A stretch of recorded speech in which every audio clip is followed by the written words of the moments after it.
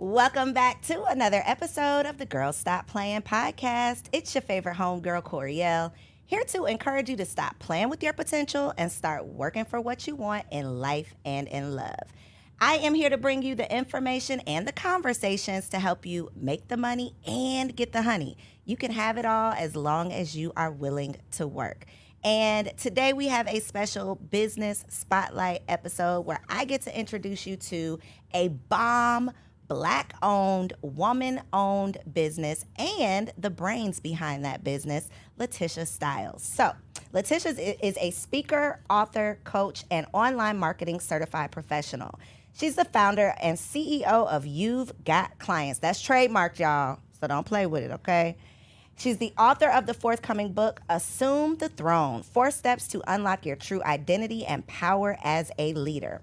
To her audience of over 88,000 subscribers, followers, and regular viewers, she provides tips, guidance, and insights on marketing, branding, content creation, mindset, and more. Her work has been featured in notable publications, including Forbes, Fast Company, and Business Insider. Letitia, welcome to the show. Thank you for having me. I'm excited to be here. I'm excited to be here. This is your first in-person talk show, because y'all know we are stepping into talk show and leaving podcasts behind. I got to work on my new intro, though. So in the meantime, we are claiming this to be a talk show. So welcome to the couch. Oh, I love it. I'm glad to be here. I'm excited to talk to you. I think the topic of today's conversation is going to be very helpful when it comes to mindset, dealing with limiting beliefs, dealing with imposter syndrome. 99.99999% of my audience is Black women, and a lot of us, I'm willing to even say like the majority of Black women, especially in the entrepreneur space, struggle a lot of times with self-worth and mindset, like really knowing your worth, and not only knowing it for yourself, but knowing it and believing in it so much that you're able to transfer that belief to other people. Yep, absolutely. So let's just take it back, though, because in doing my research for this conversation, one of the blogs on your website, I think, talked about you being a college dropout. I actually graduated into the Great Recession. Okay. So you put some respect on your name because you did graduate college. I did twice.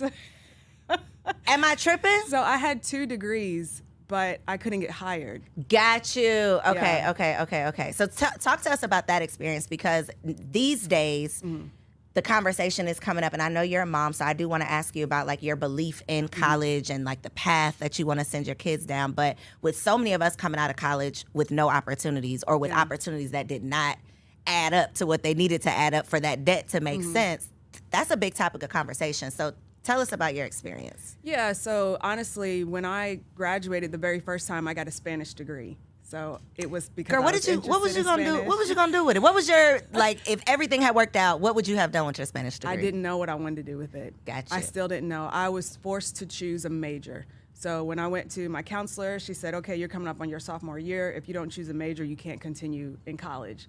So I said, okay, well, I guess I like Spanish, so I'm just gonna choose it.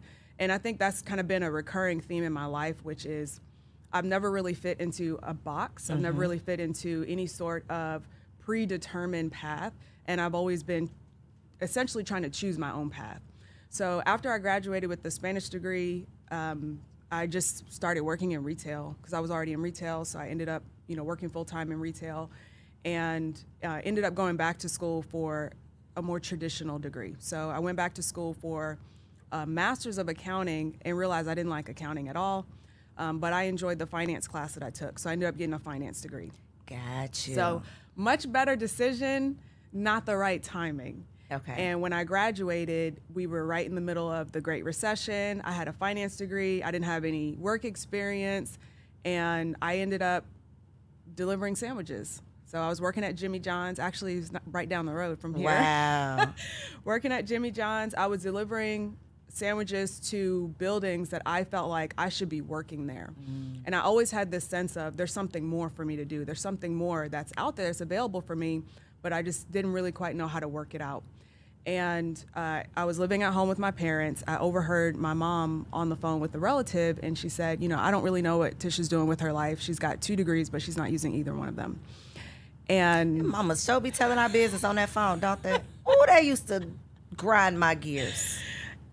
And it rocked me. It rocked me to my core because I said, I do have something to offer. I know what I'm doing, even though I'm not doing anything, like I can do something. And so that's what led me to starting a blog. I started a personal finance blog, which led to me starting to help business owners with content, which led to me doing what I do now, which is coaching and teaching as well. Listen, okay, so I love it. Y'all, strike out what I said earlier. We're going to put some respect on her name. I apologize for that. But that is such a common, I'm going back to you saying you chose Spanish because you were kind of forced to choose a degree. That is such a common scenario for so many people. I have, friends and classmates that literally were forced to choose a degree and ended up with like interdisciplinary studies, or if it wasn't Spanish, it was English, and it's like, or social work, sociology. And I feel like the counselors, the staff, the people, at these higher education institutions are doing such a disservice to students by giving them half of the story. Like, you got to choose a major. What's the other half of the sentence? Right. But make sure you choose a major that you can actually that do you can something actually with. use. That's going to make sense for this debt that or you're that now you know in. what you're gonna That you have use a it plan for. Right. Anything. That's the end of the conversation. Is you have to choose a major. Here, pick from this list. Exactly. And so it's such an important decision that shouldn't be taken lightly, because aside from you just being young and not really knowing what you want to do, you are in, most of us go into debt behind these degrees. Yeah, I had $65,000 worth of student loan debt. For a Spanish degree. For a Spanish degree, and then the rest of the finance degree that took me another year and a half to complete. And I, once again, got out. I couldn't find a job. And so it was like I had all of this debt. I also had credit card debt. I had a car loan. So I was just like lost for a while. And that's why I'm really glad that I went in the personal finance world, because I started learning more about money. And I eventually did get a job. So I got a job with a investment consulting firm, became an investment analyst, and then realized that I didn't really like finance. I didn't like the finance world. And I found my love in marketing and in the marketing world. So that's why I made my transition. Okay. So you're in finance, or you studied finance, but I don't want to say struggling financially, but you're dealing with your own financial stuff. Yeah, you can say it. I was struggling financially. So how does that translate? Like, did you start the blog because you were learning things that you needed personally, and now you want to share that with other people? What was the motive behind the blog? Because that's kind of what started off this journey that you are on. Yeah, so I started the blog mostly to teach what I had learned in college. Okay. And so I was talking about like stocks, just like really impersonal. And then I realized, like, one day I actually shared my story of the student loan debt that I had, and I got the most comments and the most responses. And I thought, oh, okay, well, people want to know about my money, not like how money works. Not the theory behind it, but your personal, So I started sharing more of my personal story. I started getting out of credit card debt. So as I was doing that, I was sharing a little bit more about that. I started getting picked up by, different outlets, media outlets, and got an opportunity to be in Business Insider because I finally decided to share what was happening with me. And I feel like a lot of people can relate when you are open about what you're going through, and you can share, that process and that journey, because I was struggling. Like, it wasn't a cute process. It was, it took me a lot of time and a lot of mental energy and effort to do that. But that process and what I learned during that, I'm able to take into, basically what I do now. And it's just it all goes into part of the journey. Yeah. It's so funny that you say that, because that is the thing that people don't want to do, which is be vulnerable, be transparent, share their truth, put their business out there. That's the thing that starts to get you traction, starts to get you attention, starts to probably do the things that you set out to do anyway. You're just trying to like beat around the bush with how you're doing it, because you don't want nobody in your business. You don't want the spotlight on you. You don't want to be vulnerable. And that's really what it takes. It's you. I have a friend in media, and she says, she used to be the editor of Essence magazine, and she always says, like, people on the internet who want these features, you want to get picked up by XYZ publication, the reason you're not is because you're out here trying to keep it cute. Yep. What gets you picked up is you keeping it real. And that is, you're proof of that. It's like when I was trying to keep it cute, I'm just saying, hey, this is what you should do with your investments. Right. These are what the stocks are doing. take that. It's like, okay, the people are like, okay, that's cool. But when you start telling your business, the people are like, oh, this is like, not what? just it's juicy, but it's like, okay, she gets me. She's not perfect. Yeah. Because that's another thing too. A lot of times if you do have that buttoned up, everything is perfect vibe going, whether it's on social media or whatever, people think you can't relate to them. And it's like, well, I'm really struggling, so I don't want her to know my business because she's going to judge me, not knowing that you were in a similar situation. So for anybody out there that's building a brand, especially a personal brand, which everything we're doing now is a personal brand, being okay with being your true self, being vulnerable, because the people who really need you will be attracted to you when you are your true self. If you're out here faking, you're going to attract fake people who are not going to pay you. Okay, so let's talk about that. But before we get it off of the finance conversation, because I do have such a large, population of women that are tuned in, and we just can't seem to get our money together because we spending it all. I might be just talking about myself. Give just a couple of finance, I don't know, like little gems for the ladies of things that they could be doing, should be doing to better manage their money. Because we talk all the time about making money. Yeah. That's not it though. Once you make it, then what? What's step 2? So I have to come at this from like the spiritual side, because money is spiritual. And so with this, I would say that you have to get really good at being okay with keeping money. So it's not just, a lot of times like we can make money, or we think that it's all about, I got to make more money, but we haven't grounded ourselves in a sense that we're worth keeping the money. And sometimes the spending habits and the buying extra things that put you in a financial position that you don't want to be in are more so about a feeling of, I don't deserve to keep the money. And so I guess that's really the only financial tip I can give. That's interesting, because I feel like and y'all know I be telling all my little business on here. I feel like my thing is not I deserve to keep the money. It's I deserve to have that thing. And you do. Which is just as toxic of a belief. I don't think it is, though. I feel like that's something you just have to lean into, because your resistance of it is what is the thing that's actually causing the problem. So if you lean into it and say, yes, I deserve to have it, and I can choose, do I want this thing now? Do I want it later? Do I want it, do I want to spend this much on it? So when you have to bring the power back to yourself, like, yes, I deserve to have it, and I can choose, do I have it now? Do I have it later? Do I have something that's, a little bit more expensive, a little bit less expensive? Do I get somebody else to pay for it? Because there's a lot of opportunities for that as well. Come pay for it. Okay. Credit card debt. Yeah. Because you said you were in a little bit of credit card debt. We in some credit card debt because we be out here shopping, spending down. Okay. What is your personal philosophy on paying down debt?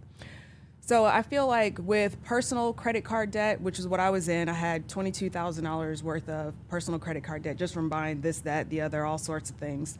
That was more of a personal responsibility that I had to learn, that if there was something that I wanted, something that I desired, and it was an impulse that I just, I'm here at the store and, ooh, that looks good, let me go buy it. I had to cultivate a new responsibility of saying, okay, you didn't come here for that. So if that's something you want, you need to wait, make sure it's something you actually desire, then you can go back and get it. So that was kind of like the first realm of what I had to do. And then the second layer to that was, after I kind of got that spending under control, my next thing was, okay, if you want it, you can get it, but you have to use your debit card. You have to use your cash. real money. Exactly. And then I was like, I don't really want it right now, right? Yeah. So it was just kind of cultivating new habits for myself. And I will say business credit and business debt for a different conversation, because I feel like that's more leverage. That's more like investing in yourself, investing in your business. I'm really good at like making an investment and then flipping it, is what I call it. So that's different from like a personal credit card debt. And I feel like a lot of newer entrepreneurs, a lot of new business owners, they still have this concept of business debt is personal debt, and it's not. It's like the business is its own entity, and it has the job of recouping that investment, and so on and so forth. And then there's a personal spending discipline, personal spending habits that come in along with that. We're just not going to be able to avoid discipline, right? Yeah. It's just no way around it. Okay. All right. Nobody wants to hear that, but okay. That's the name of the game. It's what it comes down to. And then you start having kids. And it's really a whole nother thing because my habit of, but I deserve that, turns into, but they deserve it. You know, it's like a trickle down. So I got to get it together before they're old enough to start asking for stuff. Right. And then I'm really in some trouble. And daddy really be out here looking for me. Okay, so I want to talk about high ticket coaching. Yes. Because that's your lane. And okay, so I know all about high ticket coaching, obviously, but for the sake of the conversation, define, what's your definition of high ticket coaching? Yeah. So I feel like the word high ticket gets thrown around a lot. And some people believe that high ticket is, you know, $1,500, $3,000, $5,000. And it is. And at the same time, there's a level to pricing where what we're really going after is a premium product, a premium service, a luxury offering versus just high ticket. Because anybody can put a price on their services and say, oh, I have a high ticket program, I have a high ticket offer, whatever it is. But there's some services that don't come with the same service, the same luxury, the same feeling. And so therefore, it's just, you know, you put a different price on the same thing you were offering. So when it comes to high ticket pricing or high ticket offerings, I really like to think of it as a luxury, a premium offering that is specific for a specific client and that provides a specific transformation. And what do you, what qualifies it as a high ticket? Like what dollar amount? So it's going to be different. And the reason I say it's going to be different is because, number one, global community, right? So different people, different places, et cetera, et cetera. So if we're talking about U.S., in general, your high ticket offering is going to be anywhere from like 10,000 plus. Okay. So I like looking at a 5-figure offer, and it's also going to depend on timing because some people will say they have a 5-figure offer, but then it's over the span of like a year or 3 years. It's like, well, 3 years. There's some people who have, 3 years. They have 3-year offers? Yeah, I've seen it. And so if you break down like the actual time that's involved and really what you're offering, it's really not premium. It's really not high ticket. So that's really the first thing that I look at. And so when I have the conversation with clients, usually the first thing that we're doing is we're stair-stepping them from whatever price they choose at the start. So I never force anyone to say, okay, you need to price it here or there. Most of the clients that come in to start working with me, they're usually at like $1,500, $2,500. And so our first thing is the easy thing is like double their rates. And, you know, there's a lot, you know, a couple things that we do around that, but it's trying to get them to at least like that $5,000 mark for not a 12-month program, for something that's, you know, a very distinct short-term transformation. And so when you have the conversation, because this is a very popular conversation, it's like charge your worth, double your prices today. And like you said, we can slap a $100,000 price tag on a Honda. That does not make it a Bentley. That does not turn it, like transform it into something that it's not just because you've put this price tag on it. So what is the other part of that conversation that I know you have, you know, the other part of your conversation with your clients, but for the sake of the people who don't necessarily have you as a coach yet, what do you say on the other side of that? How do you validate this doubled price? So what do you advise? So the first thing that we do is make sure we're splitting the concept of the pricing and the investment from their worth. Okay. So I will never tell my clients charge what you're worth because they can never afford you. Exactly. You get to receive money as a result of your energy, your expectation, and your vibration. That's it. Some people expect more, some people expect less. Some people vibrate at different levels and other people vibrate. So you get to receive. You're never charging what you're worth, you're always charging what your services are worth. So when you think about that, you're like, okay, what is this service actually worth? What result is it bringing to the client?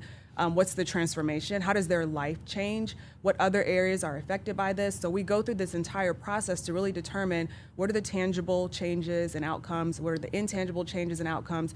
And once they go through that exercise, they're like, wow, I really got something here. Yeah, this could be like $30,000, $40,000, $50,000. I'm like, okay, great. So would you be okay charging $5,000 for it? They're like, yeah, that's only 10% of it. So, you know, really once you go through it and really determine like what is the service actually worth, you can get better at pricing it.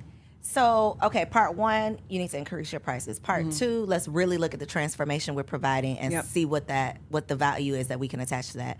Part three is the mindset, because it could sound all good all day. Yeah. And then you get on the phone with somebody. And you change it. And baby, it's 500. It's whatever I think you're going to say yes to. I'm immediately questioning myself, especially that first conversation. It's like, girl, I'm still trying to convince myself that I can even say this number. So how do you coach your clients through that process? Yeah. So the first thing that we really look at is dive deep into their why. Because a lot of times, especially women, we'll do things for other people before we do them for ourselves. So we always have a conversation around what's your why? And often they'll say something like, well, I want to show my kids it's possible, or I want to, do this for my family, or I want to, like, there's, any XYZ number of reasons. So once they get clear on that, it's like, okay, now there's something outside of myself that I can kind of hang my hat on that, and then I can be okay presenting this price. And so we get deep into the why, then we get deep into, okay, what is your true message? Like, you're here to deliver a message. So what's that message? If you only had a couple of words to tell to your client, like, what would you tell them, regardless of the money, regardless of the pricing, and is that valuable? And, these conversations are obviously why we have continued coaching and conversations over and over again, because it's like these little subconscious blocks that come up during that process. And the reason why, they might have one price in their head, and then when they go to say it, they'll say something else. And it's like, well, you changed it at the last second because there was some mental conversation that was going on. What was that conversation? And then we can kind of pinpoint it on that. And we've had the conversation several times here on the show about imposter syndrome, and just that 100%, I think that's a woman thing. Because these men, I mean, they will have half of the skills charging triple the price without hesitation. Like, without hesitation. And will look at you like you crazy if you look at them like they're crazy. We're the other way around. We have all of the skills and none of the confidence behind it. Like, we can do all of the things. We can hype other people up. We can sit on the sideline and cheer for all of our homegirls. But when they give us the ball, we start looking around like, but wait a minute. I'm not made for this, so I can't do it. Yeah, I don't belong here. And so I think that we do ourselves such a disservice when we do not understand our worth, and then are able to communicate it. And this spans personal stuff, professional stuff, because the same way you show up on that coaching, on the sales call, it's probably the same way you're going to show up on the first date, not understanding your worth, not really being able to communicate what you desire, even though it's not a price tag, but these are the requirements, to be in a relationship with me, or to, be in my presence. It translates. So we got to do better. Y'all need therapy. We need therapy. We all need therapy. I'm an advocate for therapy, okay? Because it could literally be stopping you from your money. And your man, okay? So get it together. Now, I do want to talk a little bit about your, I think you have a 4-step framework I saw about that you work with your clients on. And we don't want to give them all the game because y'all do have to go to her website, check it out for yourself. But can you talk a little bit about your specific coaching style? Because high ticket is a pretty popular concept. Everybody has their own definition. Everybody has their own kind of methodology. What's your special sauce when it comes to high ticket? So a lot of it goes into that assume the throne process. So assuming the throne is about recognizing that you've done enough, you are enough, and it's time for you to step up. It's time for you to step into that next level version of yourself. So the first thing that we do in that is we actually declare and decree, like, this is what I want, and this is why I deserve it, and this is what I desire, period. And it's essentially like creating a proclamation, as if you were a king, queen, like creating that proclamation. And then the second thing that we do from there is we start looking at filling your court. Okay, so it's like, okay, who do I need in my corner? Who are the people who are gonna be there for me, who are gonna be able to support me and be part of that process? And then from there, we go into, just really helping you assume the throne. Like, what are the day-to-day things that you need to do? What are the pieces and things that you need to put in place so that you're ready to do this on a daily basis? Is it about getting featured? Is it about, bringing certain team members on? Like, what support do you need in order for you to really step into that queen nature of yourself, or that king nature of yourself? Do you work with men? I do also. Okay. I have men in my audience. Girl, I would be like, sorry, fellas, just watch the podcast. That's all I got for you. I'm sorry, that's all I got for you. But okay, put that out there. You work with men and women, so men, you can assume the throne also. Even though y'all be on that throne, y'all don't be struggling like we be struggling, but we gonna get it together. Letitia's gonna get us together. What would you say separates you from other coaches? That's a great question. So before I answer it, I had someone ask me that question several years ago, and I couldn't answer it. And I remember getting frustrated because I couldn't answer it, because I was like, well, I'm different just because I'm different. You know it, right? And so, a lot of times people do have issues with that question. So I guess I kind of want to give a little bit of coaching before I even answer it, which is you're you're special because you're you. And I know that kind of seems like a, you know, it could be like a woo-woo, like whatever. rainbows and butterflies. Yeah, but like the reason that someone will work with me versus working with someone else who literally might do the same thing is because they're coming for Letitia. Like they're coming for that essence. They're coming for the thing that they can get from me that they can't get from anybody else. So I will say that as a little bit of coaching. But as far as like what's my unique selling proposition, like what makes me unique is the fact that I don't just look at the practical. I don't just look at, okay, here are the things we need to put in place for your marketing. Like I'm always looking at what's underneath the surface. What are the subconscious blocks that are going to prevent you from doing the thing that you said you wanted to do? Like what is underneath the surface, and how can we work on those things so you can have success not just in this, but also whatever else you want to do? Because with my clients, I really want to look at all areas of their life. A lot of clients come to me for money, they come to me for business, but like I want to look at other stuff too because it all matters. And I don't know if we're going to have a conversation about this, but part of what allowed me to enjoy like one of the highest revenue months in my business was the fact that I did a fitness competition. That has nothing to do with business, but because I was taking care of another area of my life that was really important to me, it allowed me to expand in my business and, you know, with that as well. 1,000%. We try to disconnect the things, but as you were speaking, I'm like, girl, are you a life coach? Yeah. Are you a business coach? But like you said, it is, because you can have it all together. You can have the blueprint for this business. But baby, if that man start cutting up, if something happens with one of your kids, if something happens with a parent, if something happens personally in your life, it's going to impact your life, the entire life, especially if you are an entrepreneur. And I think for women, it's so easy to think of times that we were in like a bad relationship and literally everything we touched seems to like just it wasn't working out because of this thing we were dealing with. And so like you said, you can't disconnect it, not with women at least, because we are emotional. So if we're sad because something's going on over here, it's gonna spill into our business. There's like no way around it. So I love that you mentioned that. And what I was thinking that was unique about you, which is kind of what you said when I asked you about the money, and you said, well, first of all, money is spiritual. That to me is unique because there are so many coaches that you know are not necessarily by the book, but they want to only focus on the business part of it. They don't want to mention God. They don't want to talk about spirituality. They don't want to talk about the fact that money is energy. You know, all of the things. So I think. I think it's a whole lot that you're bringing that's special. I learned that really early on because one of the very first clients that I had, we went directly into how to. We went into the practical. And I got my feelings hurt because I saw her working with another coach a little bit later. And I remember reaching out to her and I asked her, and she said, well, I don't even want to do the thing that you and I were working on. I realized that I actually have a passion for this other thing. And meanwhile, I'm thinking, well, I didn't even ask you what you wanted to do. You came to me and said, this is what you want to do. So I said, okay, let's go. And now I've learned from that, I don't do that. We actually have a conversation like, is this actually what you want to do? And we talk more holistically because otherwise you'll see the clients, they're working with someone else who does understand that level. So. I have quit coaching so many times. I have a mentorship program right now, which, what's the difference? I couldn't tell you. I feel like I'm still back doing the same thing, but it's draining. And it's draining and it's frustrating. The drain is, I really care about you, so I really want to help you, sometimes more than you want to help yourself.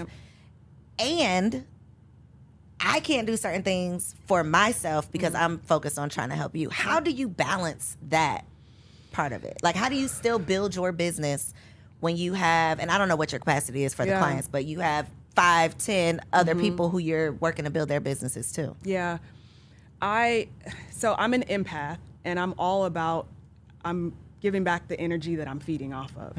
So for example, my one-on-one clients, which I usually take on like 3 to 4 one-on-one clients at a time, those interactions always light me up because we're always like, they're like, hey, let's go, let's do it. And it's very exciting. And so what I've had to do is I just create different containers. So I've got my one-on-one container, which is like full energy exchange. Then I have my group container, which is a different type of energy exchange. And I'm still there, but there's still a little bit of distance because you can't want it more for someone than they want it for themselves. And you'll notice, and I'm sure for those of you who have been in group programs, people will notice that there are certain people who don't show up. There's certain people who do show up. There's certain people who are, everyone has their own flow, which is fine.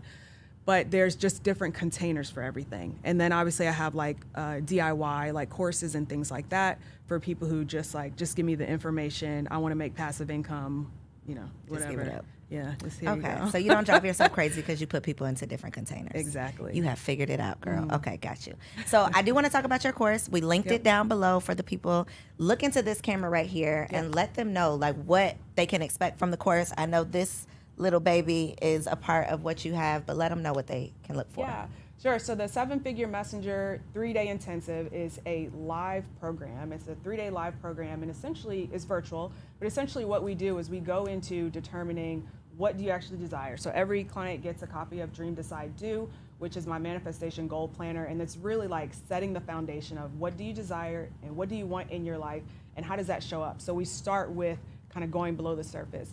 And then the next thing that we do on day 2 is we really talk about monetizing like the 7-Figure Messenger. I call it the 7-Figure Messenger, regardless of what your financial goal is, because if you have a clear message, the money gets to come as a result of you stepping out there and walking out your purpose and stepping into your calling. And then on the final day, we really bring it all together, help you assume the throne, step into that new identity, and it's really good feels, it's really good vibes. It's one of my favorite programs, and I'm really excited to deliver it. So I'd love to have you in it if it calls to you. Yes. Down below, I will link it. But even if that's not the one for you, go to her website. I was on that thing. You have a tab that's like tech and tools. Yeah. I was all down that page. Like, okay, great resources. Okay, regardless, like something is gonna, feel good for you when you check out her website. She's good vibes, y'all. I'm feeling the vibes. Okay, so if you are a spirit-led person, and you have to feel people out, definitely log on, check her out. If something that she said during this conversation moves you, check your girl out. I want to say you have some affordable things. I know there's a ladder, because you ain't the high ticket coach if you ain't high ticket, okay? So we know she got some luxury on there as well, but she has something for everybody. So get in where you fit in based on your level of comfort right now, which is usually how people start investing, to kind of try you out, see your flow, see how it feels. But I think that y'all are going to love it, and I can't wait to hear from you how your mindset has changed, how you have started to figure out your messaging, and how you're starting to assume the throne and put some respect on your own name, okay? Letitia, I have enjoyed this conversation. I appreciate the help that you didn't even know that you were giving me today as well as last night, because I did pick up some gems on your website. Awesome. And y'all, I'm going to be doing these business spotlight interviews all season long. So if you're interested in coming down to the studio or connecting virtually for an interview so that you can promote your Black-owned, woman-owned, either or both business, then definitely hit us up, girlstopplayin.com. Make sure y'all follow Letitia on Instagram at Letitia Styles. Anything else that they need to know, you can look right in that camera and let them know. That's it. If you want to come cheer me on, I'll be doing a fitness competition in May. Yes. Wait, let's talk about the fitness competition. Yeah. Tell us what in the world. When I see y'all doing this stuff, the 5Ks, the fitness competition, I'm like, that look real good. But girl, what was the motivation? I cannot. My motivation was, I knew I wanted to get the body that I wanted along with the business that I wanted. Okay. And so my 3 things was I wanted a business, a booty, and a boo. Okay. And okay. So I got all 3. Okay. High five, all 3. Yes. But the fitness competition unlocked this for you? Yeah, that did. And I did my first one in 2020. So I'll be doing my 3rd one in May. It's going to be in LA. And I'm really excited about it. So you got a boo that's all... He in the competition too? Well, he doesn't compete. Okay. He's but like, you learned him on during the stage, journey. No, I mean, you met him during the journey. No, or no, no. I met him before. Oh, okay. Yeah. We've been together for a while. He cheers me on. He's excited about it. He wouldn't get on stage. He's like, no, yeah. but yes. I love that for you. Congratulations. Thank you. So LA, May. Yeah. Is there a way to like watch virtually, or you just have to be there? You can go to WBFFshows.com, and I'm sure we can put the link in the show notes so they can go watch it like pay-per-view. But yeah, I'll be in there. I love that. You'll be in that thing. Well, congratulations in advance. Good luck to you, and make sure y'all are following her at Letitia Styles on Instagram, because I'm sure you'll keep us posted there. Absolutely. Thank you for coming on. I appreciate you. I enjoyed you, and y'all, like this video, comment below, let me know something that you learned, and make sure you subscribe to the channel so you don't miss out on any bomb content. See you on the next episode.